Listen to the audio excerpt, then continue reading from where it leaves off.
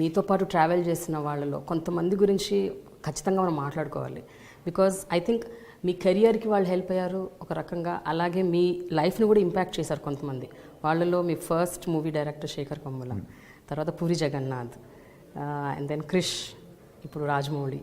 So I think వీళ్ళు నలుగురు చాలా అసలు ఒక ఐఎమ్ షూర్ ఒక గ్రేట్ రోల్ ప్లే చేసి ఉంటారు మీ లైఫ్లో.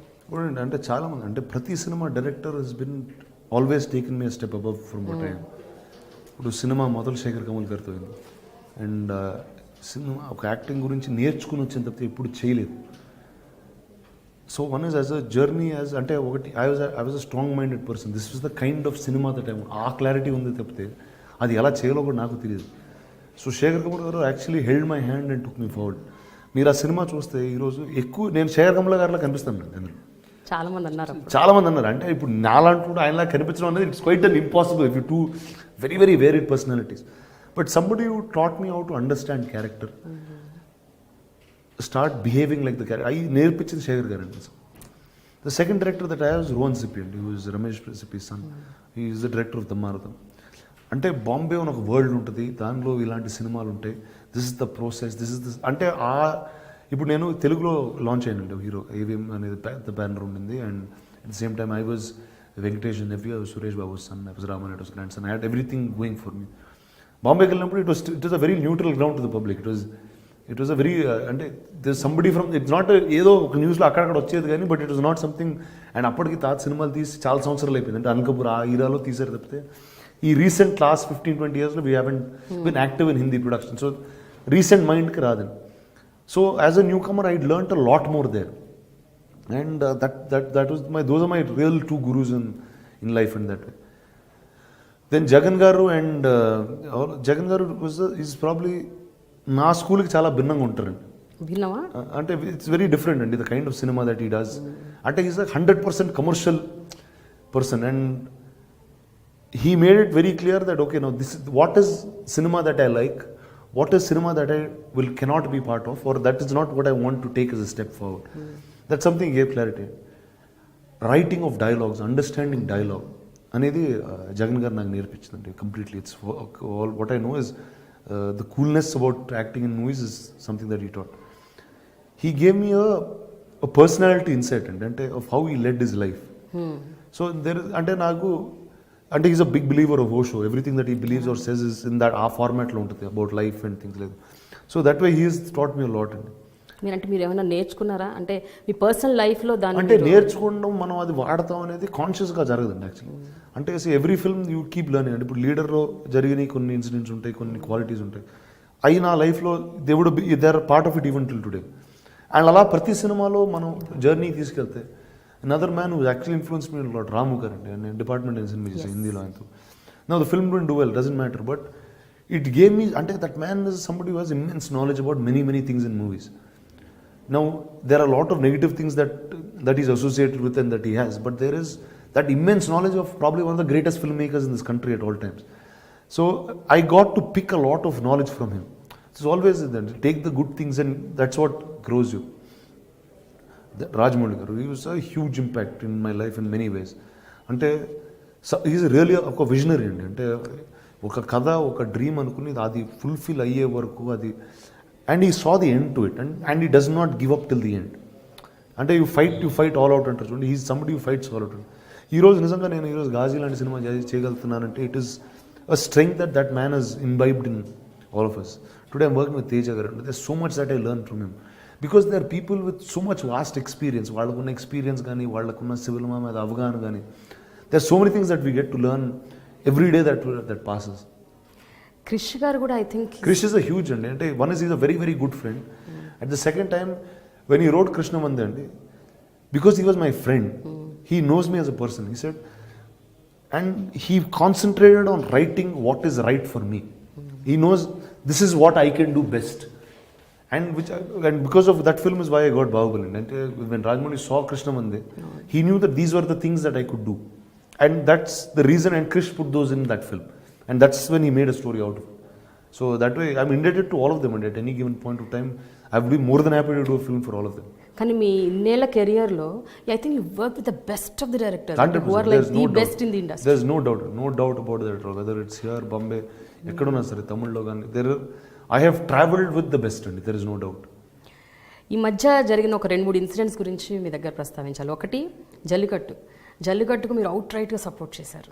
మీరే కాదు, I think the entire film fraternity were supporting Jallikattu. ఒకటండి, నేను అంటే లైక్ లాట్ ఆఫ్ టైమ్స్ అండి I did some on Twitter or lit ఫెస్ట్లో ఇప్పుడు అడిగారు, both times I support. For me ఇప్పుడు నేను నిజంగా ఆ రూరల్ తమిళనాడులో పెరగలేదు, ఆ రూరల్ ఆంధ్ర బార్డర్స్లో ఇప్పుడు పెరగలేదు అంటే జల్లికట్టు నేను ఇప్పుడు చూడలేదు. What I like to was for the sense of culture the youth came out and it was not political, it was something అంటే ఆ కల్చర్ని ప్రొటెక్ట్ చేసుకోవడానికి ఆ యూత్ బయటకు వచ్చి they did a silent protest, which as a democracy was a very nice thing to see. And what was the reason, the day I tweeted about it was the day, not and start అయినప్పుడు నాకు కూడా పెద్ద తెలియదు, ఆ protesters వచ్చి Marina beach clean చేస్తున్నారు. So to me that was the greatest thing that you can do. అంటే you want something, you are giving something back to your nation by what your cleaning up. Marina బీచ్కి వెళ్తే చాలా డర్టీగా ఉంటుందండి actually, it's very, అంటే చిన్నప్పుడు వెళ్ళేవాళ్ళం, ఇప్పుడు you can't even walk there, it smells bad, there lot of things, they clean the entire beach అప్పుడు. I thought that was a great gesture. It was something, it is far beyond normalcy. So that was my real lend of my support. But other side of the argument విన్నప్పుడు మీకు ఏమనిపిస్తుంది? అది right, జంతు హింస అంటున్నారు, చేయకూడదు అంటున్నారు, correct కాదు అంటున్నారు. See, one is I'm a non-vegetarian first to start with. అంటే నాకు I'm not such an animal person. That's not something that I have dogs in my house. I'm very fond of some kinds of, and there's some relation, but I'm not overly into that. So అంటే it's each one, you have a mark for everything. So there is a demarcation for everything. There is a sport, there is this. Ipudu meeru, how was our culture built? We were riding horses and we were riding elephants. So now riding a horse, obviously the horse, it's not easy for a horse to take a human being and keep going. Now which is not right. See, today they have modernized that into horse derbies. They made it legal. They made it a professional sport, which is really treated like a sport.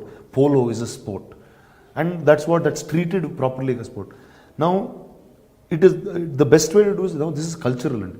ఇది ఎప్పుడు 700 BC ఆ time నుంచి ఉందండి. ఇప్పుడు అది ఆ time నుంచి ఉంది, ఈ రోజు వరకు ఇట్స్ స్టిల్ బీయింగ్ ప్రొటెక్టెడ్. అంటే it is a great thing to be around. Now it is for us to find out what's the right way to do it, that's all. It's not anything else. But అయినా రానా, జనరల్గా ఏమైనా issues వచ్చినప్పుడు ఇలాంటివి, అది social issues అవ్వచ్చు, political అవ్వచ్చు, లేకపోతే ఇప్పుడు మన డిమానిటైజేషన్, ఇలాంటి వాటి మీద మీరు స్పందిస్తుంటారా ఆన్ అండ్ ఆఫ్? అంటే మీరు రియాక్ట్ అవుతారా ట్విట్టర్ ద్వారా కానీ? అంటే ఒకటండి, లైక్ ఇప్పుడు మీరు జల్లికట్టు గురించి అడిగారు, నాకు ఆ రోజు ఆ ప్రొటెస్ట్లో ఒక ఫలానా అంశం నచ్చిందండి. అంటే ఇప్పుడు నాకు జల్లికట్టు గురించి తెలియకపోయినా వాళ్ళు ఇలాంటి అంటే మరీనా బీచ్ అంతా క్లీన్ చేసి వాళ్ళు అక్కడ నుంచుని they were doing a silent protest. They were not fighting, they were not doing all this. So that was something that was very heart touching. So which is why I went out and did something like that. So each thing to their own, and if I feel about something, I will be more than happy to do it. మరి మీరు నటించిన, మీరు ఎంతగానో అభిమానించే RGV గారి tweets మీద మీ అభిప్రాయం ఏంటి? ఆర్జీ గారు ఎలా ట్వీట్ చేస్తారో మీకు తెలిస్తే మీరు ఈ క్వశ్చన్ కూడా అడగరండి.